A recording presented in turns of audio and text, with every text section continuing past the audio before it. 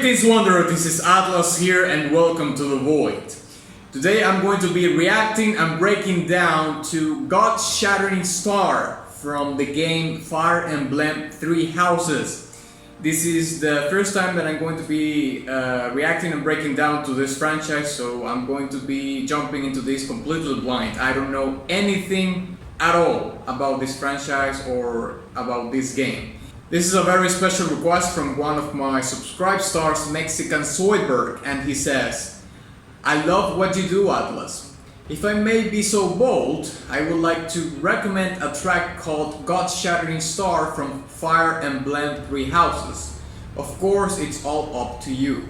Also, if it's possible to make it public, please do so. I want to spread the love." Well, thank you Mexican Zoidberg for your request and of course your support. Please give a like to this video to thank Mexican for making this request possible. So onward!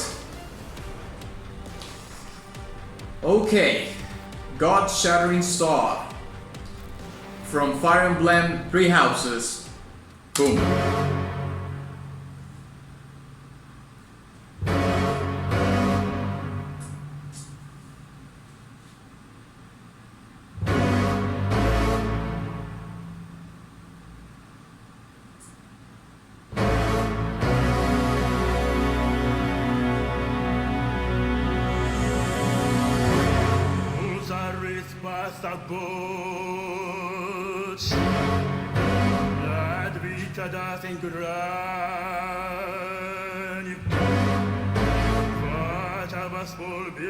Cut.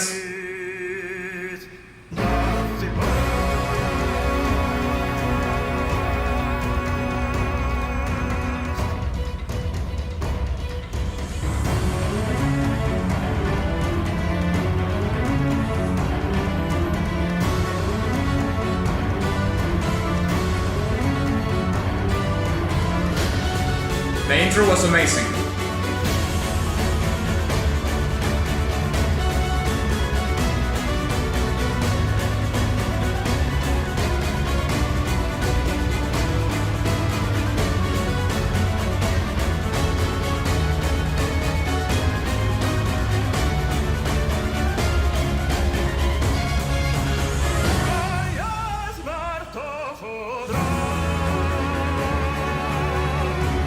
I love the vocals.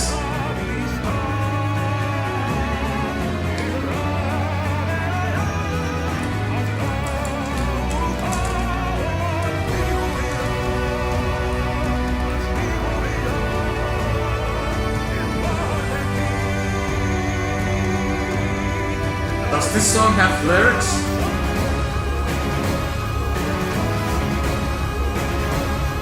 So I can't really identify the language. I don't think it's Latin.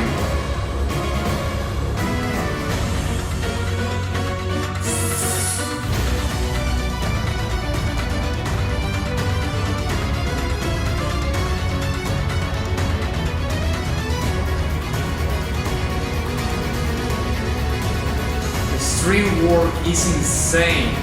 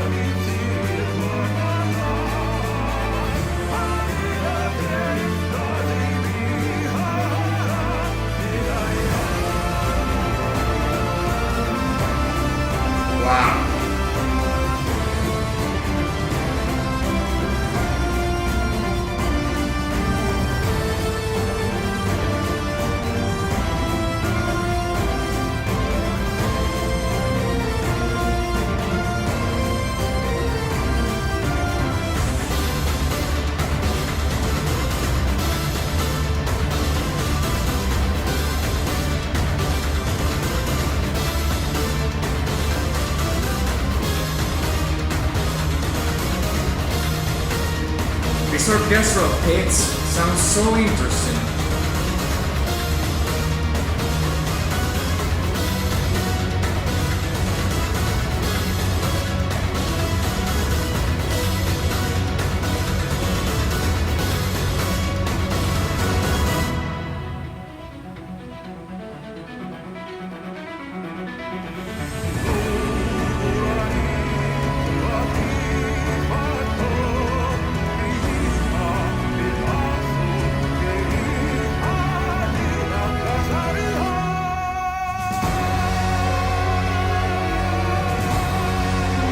The vocals are so good.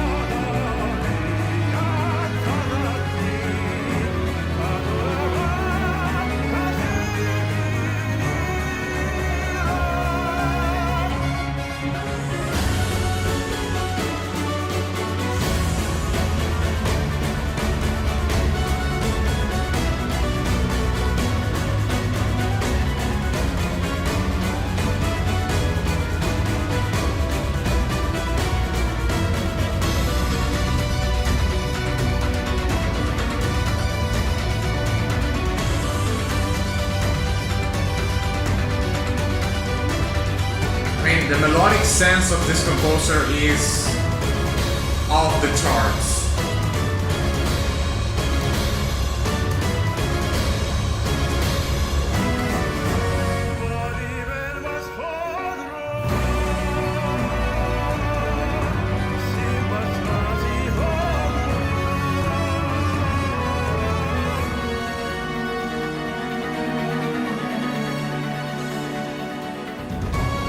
Wow, that dynamic there.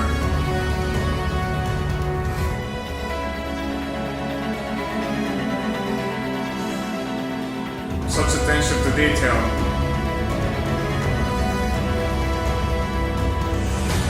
Like I can really hear the dynamics of the instruments, even in these headphones that are not so bright.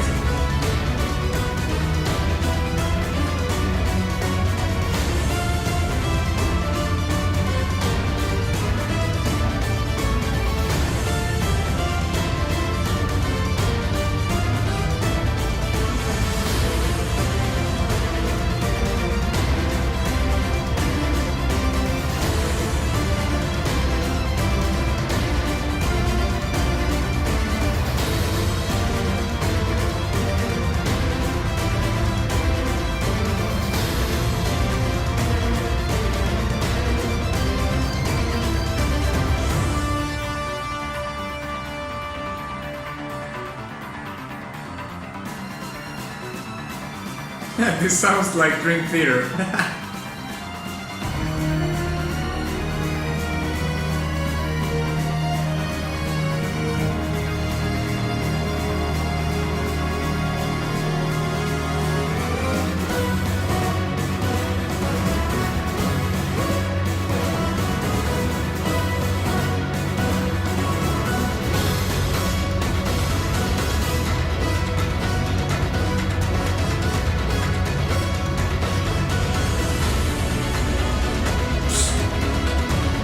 Now the string section is just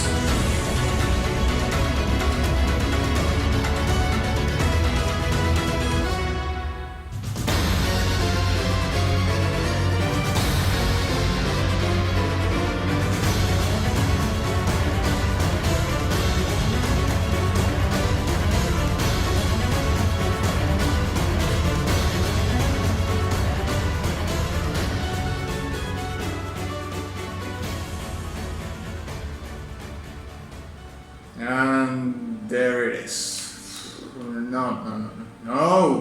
It's just. I mean,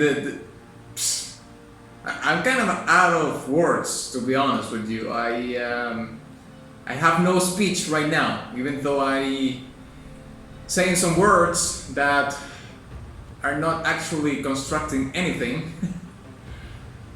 Oh my god, I just want to jump straight into the breakdown because I just want to break it down. So let's break it down.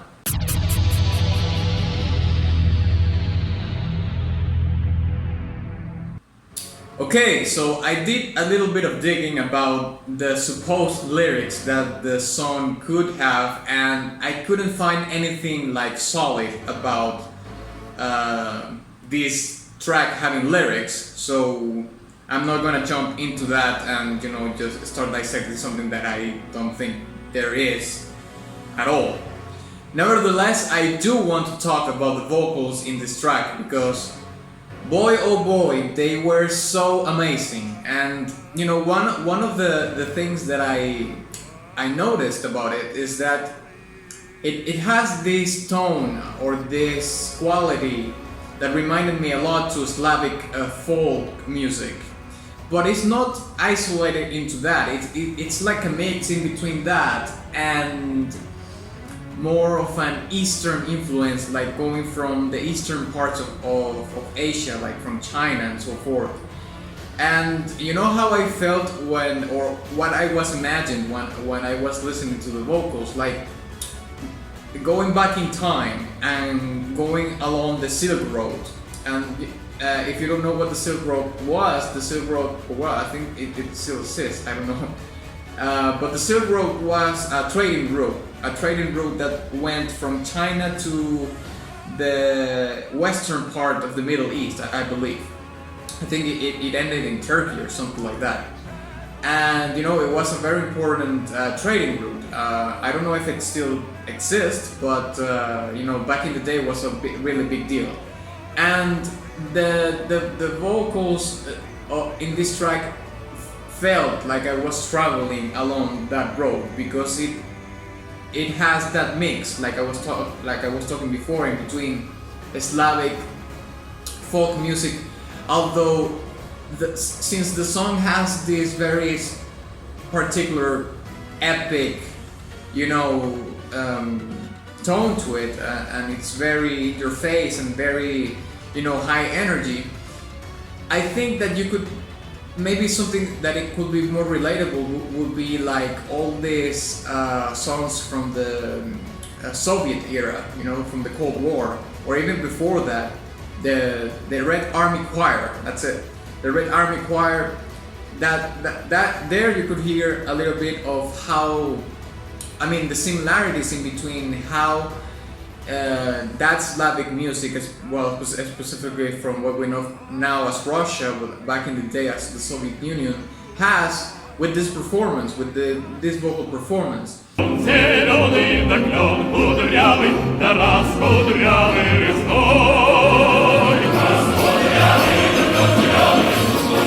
And you could mix a little bit of that, especially when the vocalist goes into the higher register and into these high notes. It's very much alike to those kind of songs that you could hear in the Red Army Choir, and also in Slavic folk music. The other thing that I mentioned, and which is probably the apex or the highlight of this particular song, is the melodic sense or the melodic sensibility that this composer has. Like, it's Jedi Master level melodic sensibility, because the song is so incredibly lush and beautiful. The string section in this song was insane, like how he incorporated these arpeggios along with the chord progressions that were going, and how he evolved the track, how he evolved the storytelling of the track, mixing those two things together. And not only that, he also incorporated piano here and there to give the track a little bit of a more, to have an instrument that has a little bit of a more staccato kind of sound that is very much a contrast to strings and brass and all this kind of instruments that doesn't have a lot of attack on them. And probably the last thing that I would like to mention or highlight about this particular track is the orchestral hits. This This composer has such an incredible creativity to incorporate orchestral hits without them sounding cheesy or without them saturating the song a lot. Even though there's parts in the song where there's a lot of orchestral hits, but nevertheless he found a way to not make them saturate the song. Approximately at the half of the song there was a part in which I think he played a little bit with time signatures and these orchestral hits, and this is the part. These were parts in which we had bursts of orchestral hits, that were very concentrated. It was a section that was very concentrated on that, but he played with the time signatures with the orchestral hits to make it more interesting. That somehow maybe it is a distraction from the cheesiness that could be perceived from orchestral hits, because sometimes, I mean, orchestral hits honestly are not that cheesy to me, but that could be a perceived notion in a consensus wise that orchestral hits are cheesy, or that they are very old-fashioned, or I don't know, it's just a resource that is so incredibly exhausted that you hear over and over again. It's like, okay, well, this again, but I don't know, for some reason this composer is like really good into placing these orchestral hits at the right time, at the right moment, or using them in a way that you will find interesting, and that's what happened to me. So yeah, this was a fantastic track, this was a fantastic song, and I'm gonna say it right off the bat here, I think this is probably my favorite, or one of my favorite songs that I've done in the channel from original soundtracks. It was incredibly beautiful, lush. Like I said, the melodic sensibility is off the charts, Jedi Master level. And I'm gonna give this track a diamond badge. Like, it deserves it, completely. This song goes along as my favorite, along like tracks like Dancing Mad and some of the original songs from the Final Fantasy VII soundtrack, like the original songs, like not from the remake, but from the first game. I just have a soft spot for music that comes from 32-bit, 16-bit, and so on and so forth. But yeah, thank you very much for watching this video. If you enjoyed it, please give it a like and share it with your friend. Also, please don't forget to visit my Subscribestar, where you can get your request to the top of the list, so you don't have to wait a long time for your request to happen. And of course, my Teespring shop, where you can get my merch and all that jazz. And of course, ex nihilo nihil fit.